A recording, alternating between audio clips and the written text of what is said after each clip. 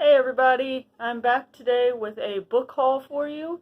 I actually have gotten to go book shopping at not just one, but two bookstores over the course of the last couple weeks. I got to go to Barnes& and Noble, and then I also got to go to a little used bookstore this past weekend when I went to go visit my parents. So I have acquired quite a few books from those trips. Plus, I have one library book I want to show, and then also some books that I ordered online. So we're just going to jump right into it, and I will show you the books that I have acquired here over the last, I don't know, couple weeks, I guess. So I'm going to start with the library book, and that is The Book of Longings by Sue Monk Kidd. I've seen this going around BookTube already. This is by the author of The Secret Life of Bees, and that was a popular book, back in, I think, like, the 2010s. Anyway, this book, Kidd is sort of changing up history, and essentially she creates this woman named Anna, who is growing up in, I think it's in Galilee, right? Yeah. And this woman ends up marrying Jesus. And so this is sort of a reimagining of, sorry about the glare, of if Jesus were to have married. So I'm really looking forward to seeing if I like this and how Sue Monk Kidd uses this sort of new take. Well, I don't know if new take is the right word, but see how Sue Monk Kidd tells this story of Jesus as a married man, as opposed to someone who never did get married or whatever, like is typically thought. Alright, we're going to move on to the books then that I bought at Barnes & Noble.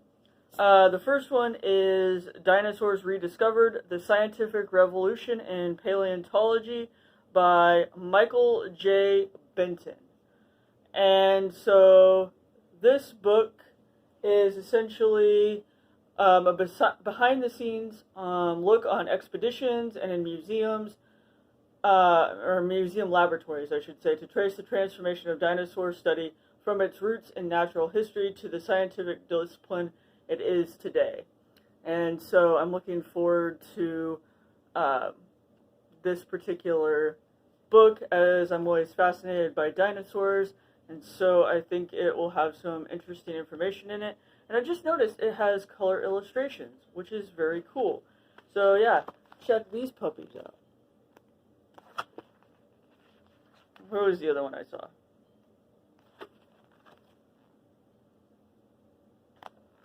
So, looking forward to getting to that one. Next up, I have a Russian classic. It's massive because, well, Russian classic, and that is The Possessed by Fyodor Dostoevsky. And I'm not sure what compelled me to buy this. I do love Dostoevsky's The Brothers Karamazov.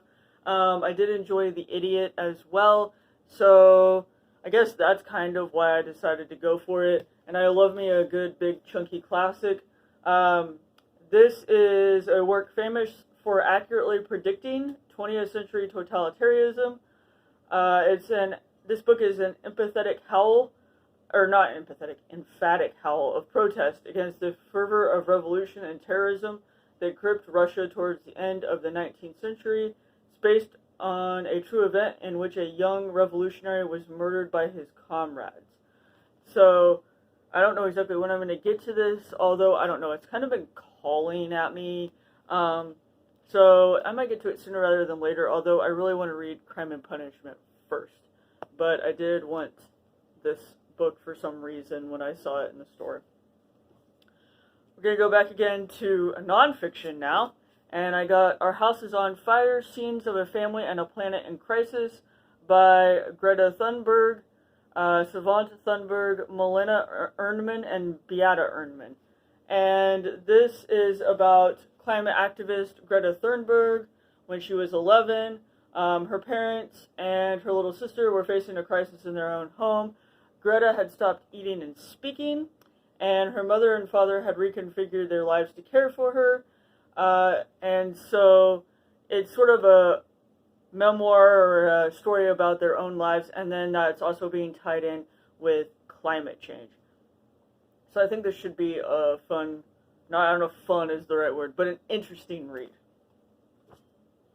Alright. Last book that I got at Barnes & Noble was Sin Eater, a novel by Megan Campasy. And they say on here, one of the people that blurbed it says the name of the rose meets Wolf Hall.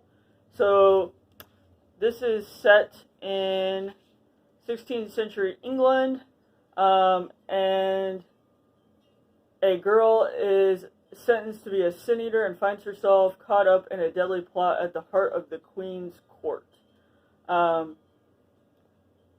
They say the sin eater walks among us unseen, unheard. Sins of our flesh become sins of hers. Following her to the grave, unseen, unheard, the sin eater walks among us.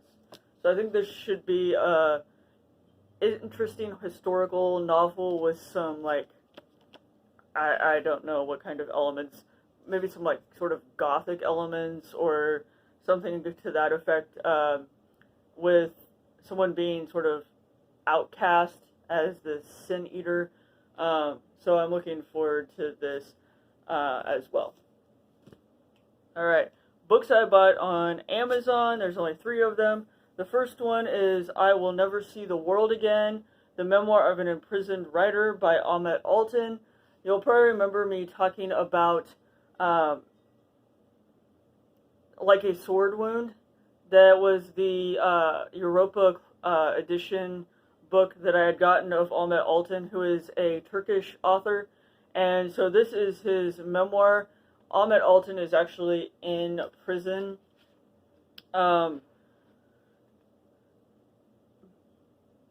because of absurd charges. He's persecuted by the current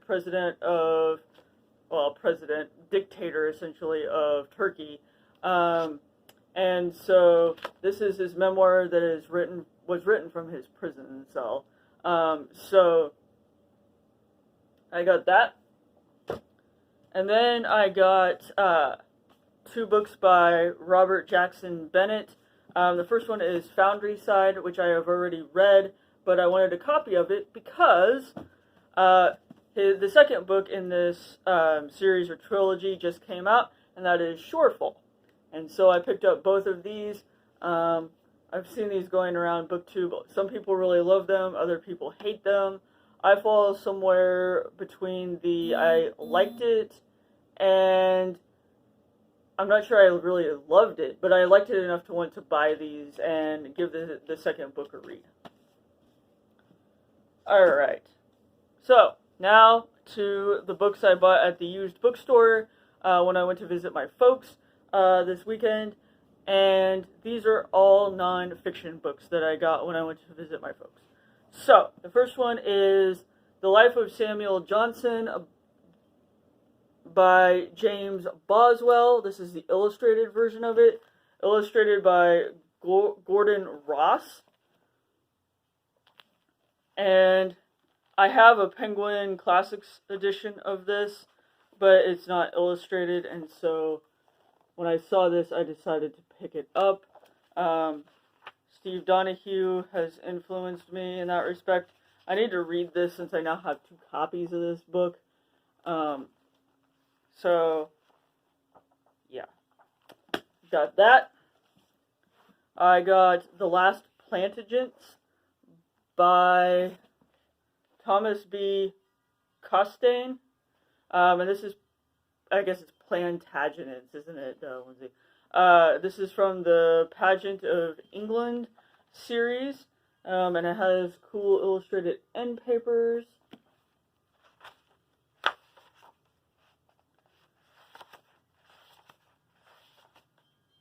And so this is talking about the Plantagenets and their fall before the Tudors and took over in the War of the Roses and all that sort of stuff. And since I'm obsessed with English history, I had to buy this. And then one of the coolest finds at this little bookstore, one that I was not expecting at all, was a nonfiction book about making paper. So it's called Paper, Paging Through History by Mark Kurlansky. So this just sounded fascinating. And it talks about how we've produced paper and how it has supported the proliferation of literacy, media, religion, education, commerce, and art, and has formed the foundation of civilizations, promoting revolutions and restoring stability. So this, I think, is just going to be fascinating. I'm really excited to read this and hoping to get to it relatively soon. And then the last book that I got at that used bookstore, and the last book of this book haul, is, like I said, another nonfiction book, and it is massive. You will know that I've been reading my way slowly through N.T. Wright's The New Testament in its time, and that's a huge, like, 1,000-page book that talks about the New Testament and its history, and it goes through each of the books in the New Testament and talks about them and so on and so forth. And so I was looking at I believe it was I don't remember if it's the Instagram or Facebook page of this little used bookstore before I left to go see my folks. And they were showing some books that they had gotten in that they were going to put on the shelves. And this one caught my eye. So when I stopped there, I had to go see if I could find it and see if anyone had bought it yet. And no one had, so I snatched it up, and that is Asimov's Guide to the Bible. This is 2 volumes in one, the Old and New Testaments, by, of course, Isaac Asimov, who, as you all know, wrote a lot of science and sci-fi books. And so I just think this will be fascinating. I mean, Isaac Asimov's take on the Bible, which, I don't know, something about this just was really cool. It says on the back here that in Asimov's Guide to the Bible, he explores the historical, geographic, and biographical aspects of the events described in the Old and New Testaments. Asimov's attempts to illuminate the Bible's many obscure, mysterious passages prove absorbing reading for anyone interested in religion and history. So yeah, I am excited about this. I am so glad that no one had bought it.